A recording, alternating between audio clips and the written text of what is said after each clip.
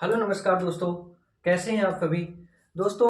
आज हम परसेंटेज के अंतर्गत पूछे जाने वाले कुछ महत्वपूर्ण क्वेश्चनों के बारे में चर्चा करेंगे, जिसमें से जो पहला टाइप होगा वो जनसंख्या पर रिलेटेड होगा। जब जनसंख्या लगातार बढ़ती या घटती है कुछ परसेंट के हिसाब से, पहला टाइप जो होगा उस टाइप का होगा। और दूसरा टाइप जो क्वेश्चन होगा वो संख्याओं के जब परसेंटेज का अंतर ये योग दे देते हैं, उस टाइप के क्वेश्चनों को हम सॉल्व करेंगे।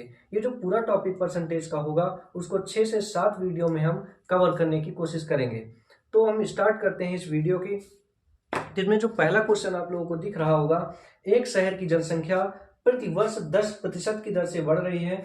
यदि वर्तमान जनसंख्या 1 लाख हो तो 3 वर्ष बाद जनसंख्या क्या होगी। क्वेश्चन को कम से कम 2 बार ध्यानपूर्वक पढ़ेंगे तो क्वेश्चन पता चलेगा। जो जनसंख्या वृद्धि दर है, जो जनसंख्या है वो बढ़ रही है, जनसंख्या बढ़ रही है और बढ़ने की जो दर है वो 10% वार्षिक है। 10% वार्षिक।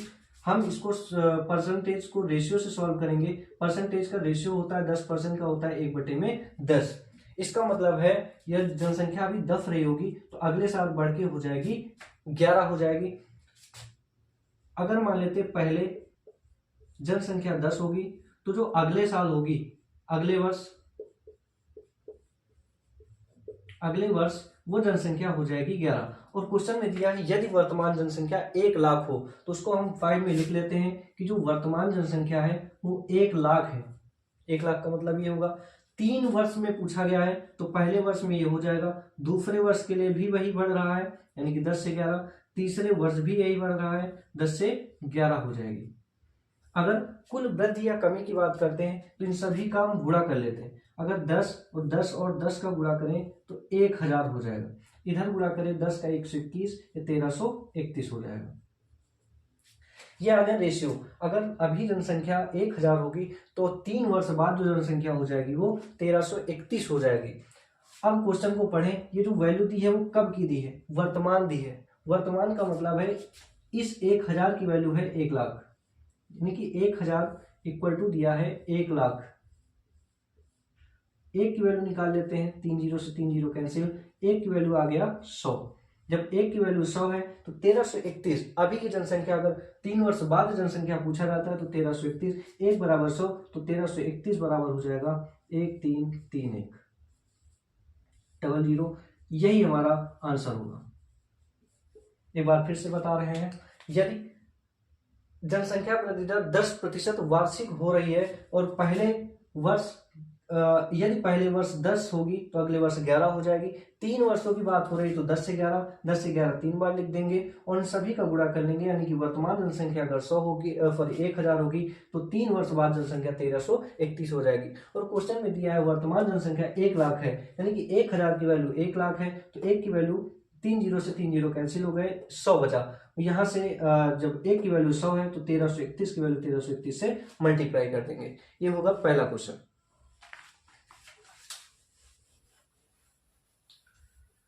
यदि हम अगले टाइप के क्वेश्चन की बात करते हैं तो क्वेश्चन लिखा है एक संख्या के 67% और 42% के बीच जो अंतर है वो 214 है, तो इस संख्या का 75% क्या होगा। तो क्वेश्चन लिखा है x कोई संख्या होगी, हम मान लेते हैं x का 64% और उसी संख्या के 42%, 64% नहीं है 67 है, 67%। किसी संख्या के 67% और उसी संख्या के 42% के बीच जो अंतर दिया है वो अंतर दिया है 214, तो उस संख्या का 75% क्या होगा। ऐसा कुछ क्वेश्चन है। तो जो क्वेश्चन दिया हुआ है तो परसेंटेज को पहले हम हटाएंगे तो बटे में 100 लगा देंगे, 67 बटे में हो जाएगा 100। अंतर दिया है, अंतर माइनस, तो x का 42% हटाएंगे बटे में 100 लगाएंगे, बराबर दिया है 214। अगर आगे बात करें, इनके हर सेम है, हर समान है तो इनके अंश घट जाएंगे। 67 में 42 घटेगा तो आएगा 25x, बटे में आ जाएगा 100 बराबर 214। 25 चौको 100 होता है, x बटे में 4 बराबर आ जाएगा 214। 14, तो x बराबर आ जाएगा 4 चौको 16, 4 एक नम 4 एक 5 और 4 दूनी 8, यानी कि जो हमारी संख्या रही होगी वो 856। अगर 856 का 67% और 856 का 42% निकालें तो इनका जो अंतर आएगा वो 214 आएगा। लेकिन क्वेश्चन में संख्या नहीं पूछा था, संख्या का 75% क्या होगा। जब हमको संख्या पता चल गई तो संख्या का 75% निकालना है, तो 856 का मतलब होता है गुणा 75, परसेंटेज हटाते बटे में 100 लगा देते हैं।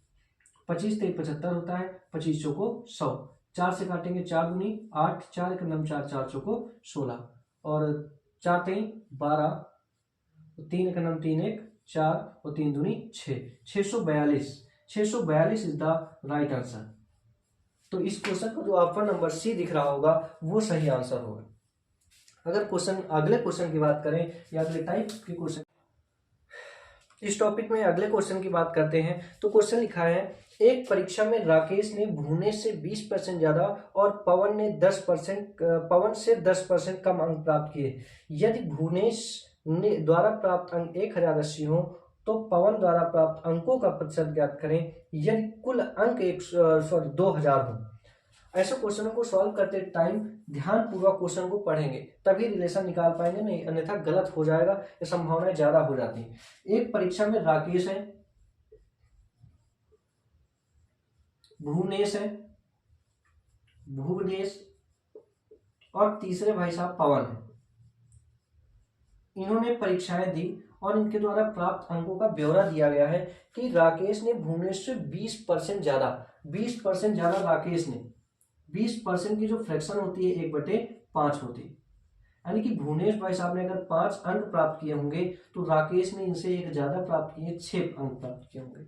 पहला बात दिए हैं, जो पहला रिलेशन दिया है भुवनेश और राकेश के बीच दिया गया है। अगली बात, और पवन से 10% कम, जो और होता है रीजनिंग में पढ़ाया जाता है और पहले वाले को जोड़ता है।